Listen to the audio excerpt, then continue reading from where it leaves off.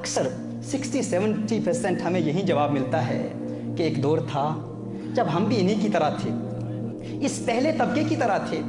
ایک وقت تھا جب ہم بھی کوئی بڑی گاڑیاں دیکھتے، بڑے بنگلے دیکھتے، بڑے مکانات دیکھتے تو دل میں تمنائیں مچلتی، آرزویں پیدا ہوتی کہ کاش ہم بھی کاروباری حوالے سے مستحکم ہو جائیں، مالدار ہو جائیں، دولت مند ہو جائیں۔ کسی معروف سیلیبریٹی کو دیکھتے تو اس کی شہرت دیکھتے تو دل میں یہ تمنائیں پیدا ہوتی کہ ہمیں بھی یہ سب کچھ حاصل ہو جائے، یہ حاصل ہو جائے گا تو خوشی حاصل ہو جائے گی۔ لیکن ہمیں دولت بھی مل گئی، عزت بھی مل گئی، عظمت بھی مل گئی، رفعت بھی مل گئی، نام بھی مل گیا، شہرت بھی مل گئی۔ ہر شخص ہمیں جانتا ہے، ہمارے گھر بھی بہترین ہیں، ہماری گاڑیاں بھی بہترین ہیں، سب کچھ اللہ نے دے دیا ہے، لیکن وہ خوشی ابھی تک نہیں ملی، وہ سکون ابھی تک نہیں ملا۔ وہ جو ہمارا الٹیمیٹ گول تھا، جس کے حصول کے لیے ہم نے بڑی محنت کی، بڑی مشقت کی، بڑی جدوجہد کی، وہ خوشی ابھی تک ہمیں حاصل نہیں۔ کیا وجہ ہے؟ اس کی وجہ یہ ہے کہ انسان اس بات کو ابھی تک سمجھ ہی نہیں پایا کہ حقیقی خوشی انسان کو اس صورت میں ملتی ہے جب انسان روح کے تقاضے پورے کرتا ہے۔ آپ فقط جسم کے تقاضے پورے کرنے کی کوشش میں کوشاں ہیں، آپ فقط جسم کے تقاضے پورے کر رہے ہیں۔ یہ پیاس جسم کو لگتی ہے، یہ بھوک جسم کو لگتی ہے، حسن کا متلاشی جسم ہوتا ہے۔ انسان ایک حسین چہرہ دیکھتا ہے، چاہتا ہے کہ وہ حسین چہرہ مجھے مل جائے، میرا نکاح اس سے ہو جائے، نکاح ہو بھی جاتا ہے پھر بھی الٹیمیٹ خوشی نہیں ملتی۔ کیوں؟ کیونکہ یہ جسم کا تقاضا ہے۔ جسم کا تقاضا اگر عارضی طور پر مکمل ہو بھی جائے، اگر تقاضا پورا ہو بھی جائے، خواہش پوری ہو بھی جائے، لیکن سکون دائمی نہیں ملے گا، عارضی سکون ملے گا، کیونکہ آپ غلط دروازے پر دستک دے رہے ہیں۔ آپ جسم کے تقاضے پورے کر رہے ہیں، آپ کی روح کو تو ان چیزوں کا علم ہی نہیں ہے۔ روح کیا جانے عورت کیا ہوتی ہے، روح کیا جانے کھانا کیا ہوتا ہے، روح کیا جانے پانی کیا ہوتا ہے، روح کیا جانے نام کیا ہوتا ہے، شہرت کیا ہوتی ہے، مال کیا ہوتا ہے، دولت کیا ہوتی ہے۔ روح کو ان کی خبر ہی نہیں، کیونکہ روح اللہ کی جانب سے آئی ہے، روح اس دنیا سے ہے نہیں۔ جو جہاں سے آیا ہے وہیں لوٹ کر جائے گا، اور اس کی خوراک بھی اسی سے تعلق رکھتی ہے۔ جسم دنیا سے آیا ہے، دنیا کی جانب لوٹ کر جائے گا، جسم کی خوراک بھی دنیا سے آتی ہے۔ روح اللہ کی طرف سے آئی ہے، اللہ کی طرف لوٹ کر جائے گی، اور روح کی خوراک بھی اللہ کی طرف سے آتی ہے۔ اور وہ خوراک کیا ہے، وہ غذا کیا ہے، وہ تمنا کیسے پوری ہوتی ہے، روح کی پیاس کیسے بجھتی ہے؟ فرمایا وما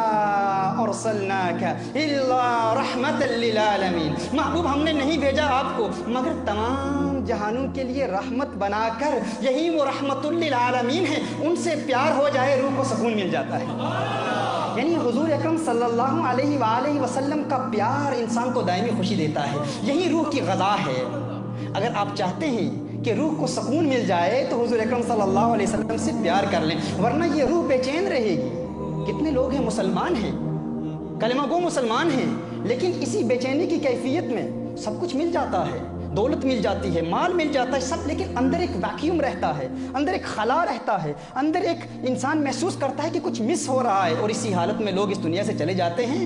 اور اس حالت میں آپ صلی اللہ علیہ وسلم کا حقیقی پیار، حقیقی محبت جو انسان کو دائمی خوشی دیتی ہے اور دائمی سکون جس سے حاصل ہوتا ہے، لوگ اس سے محروم رہتے ہیں، کیونکہ لوگوں کو اس بات کا علم ہی نہیں ہوتا کہ حقیقی خوشی اور روح کی غذا، روح کی تمنا پوری کیسے ہوتی ہے۔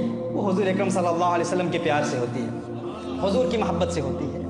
جب انسان روح کی خواہشات کی تکمیل کر لے، جب انسان روح کی خواہش پوری کر لے حضور اکرم صلی اللہ علیہ وآلہ وسلم کے پیار کے ذریعے، تو جب روح کی خواہش پوری ہوتی ہے تو انسان روح کی خواہش کی تکمیل کے بعد، وہی جب روح کی خواہش پوری ہوتی ہے وہ انسان کے جسم کے تقاضے بھی پورے کر دیتی ہے۔ اگر آپ جسم کے تقاضے پورے کرتے رہیں تو ضروری نہیں ہے روح خوش ہو جائے گی، لیکن اگر روح کے تقاضے پورے کر لیں تو روح جسم کے تقاضے بھی پورے کر لے گی۔ کیوں؟ کیونکہ روح حضور اکرم صلی اللہ علیہ وسلم کا پیار حاصل کرتی ہے۔ جب اسے رسالت مآب صلی اللہ علیہ وسلم کا پیار مل جائے وہ حضور کا دیوانہ ہو جاتا ہے، پھر وہ حضور اکرم صلی اللہ علیہ وسلم کے عشق کے ذریعے دائمی خوشی حاصل کرتا ہے، اور حضور اکرم صلی اللہ علیہ وسلم کی تعلیمات کے ذریعے جسم کے تقاضے بھی پورے کرتا ہے۔ یہ تقسیم میں اس کو قرآن کریم سے واضح کروں گا۔ یہ یاد رکھیے کہ روح کو سکون کیسے ملتا ہے؟ حضور اکرم صلی اللہ علیہ وسلم کے پیار کے ذریعے سے، اور جب روح کو حضور اکرم صلی اللہ علیہ وسلم کے پیار کے ذریعے سکون مل جاتا ہے تو پھر جسم کو سکون ملتا ہے حضور کی تعلیمات پر عمل کرنے سے۔ روح کو عشق مصطفیٰ خوش کر دیتا ہے اور جسم کو تعلیمات مصطفیٰ خوش کر دیتی ہے۔ आइए अल्लाह के कुरान से पूछें, है अल्लाह तू हमारी रहनुमाई फरमा कि ये खुशी इंसान को कैसे हासिल होती है। सूरह नहल में अल्लाह अज़्ज़ व जल इरशाद फरमाता है, मन आमिला सालिहन मिन ज़करिन औ उन्सा व हुवा मुअमिनुन फलनुहयियन्नहु हयातन तय्यिबा।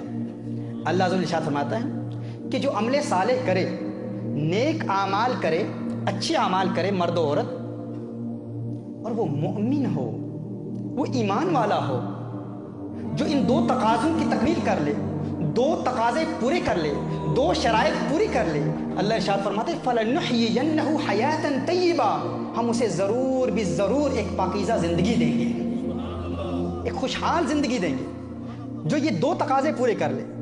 अब इस पर हज़रत अब्दुल्लाह इब्न अब्बास रज़ियल्लाहु ताला अन्हुमा की तफसीर के मुताबिक इसमें हयातन तय्यबतन से मुराद इस दुनिया की खुशी है, इस दुनिया की ज़िंदगी है। यानी अल्लाह अज़्ज़ व जल उसे खुशहाल ज़िंदगी देता है अगर वो दो चीज़ें कर ले, दो काम कर ले, एक अमले सालेह और दूसरा वो मोमिन हो। अब देखिए आमाल सालेहा क्या है, अच्छे अमाल क्या है और ईमान क्या है, मोमिन क्या होता है। हुज़ूर अकरम सल्लल्लाहु अलैहि वसल्लम इरशाद फरमाते हैं, सही बुखारी की हदीस है, वल्लज़ी नफ्सी बियदिही ला युमिनु अहदुकुम हत्ता अकूना अहब्ब इलैहि मिन वालिदिही व वलदिही वन्नासि अजमईन। हुज़ूर अकरम सल्लल्लाहु अलैहि वसल्लम फरमाते हैं कि मुझे कसम है उस रब की, सही बुखारी की हदीस है, फरमाया मुझे कसम है उस रब की जिसके कब्ज़ाए कुदरत में मेरी जान है, इंसान उस वक्त तक मोमिन हो ही नहीं सकता जिस वक्त तक वो हुज़ूर अकरम सल्लल्लाहु अलैहि वसल्लम से प्यार न कर ले। यानी जब इंसान को हुजूर से प्यार हो जाता है और अपनी औलाद और अपने वालिदैन से ज़्यादा हुजूर अकरम सल्लल्लाहु अलैहि वसल्लम से प्यार कर लेता है, तब वो जाकर मोमिन बनता है। यानी ईमान क्या है, ईमान की तारीफ़ क्या है, इंसान मोमिन उसी वक्त होता है। और हुजूर अकरम सल्लल्लाहु अलैहि वसल्लम अल्लाह अज़्ज़ व जल की कसम इरशाद फरमा रहे मुझे अल्लाह की कसम, उस वक्त तक इंसान मोमिन हो ही नहीं सकता जब तक हुजूर अकरम सल्लल्लाहु अलैहि वसल्लम से प्यार न कर ले।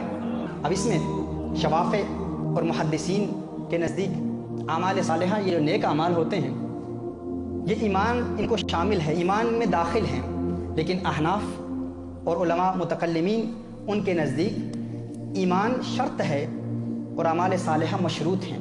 और हमारे उलमा और ये अहनाफ के मज़हब पर एक कवी दलील है, क्योंकि अल्लाह अज़्ज़ व जल ने दो चीज़ें बयान फरमाई हैं ना, एक है अमल सालेह, नेक आमाल, और दूसरा क्या है, ईमान।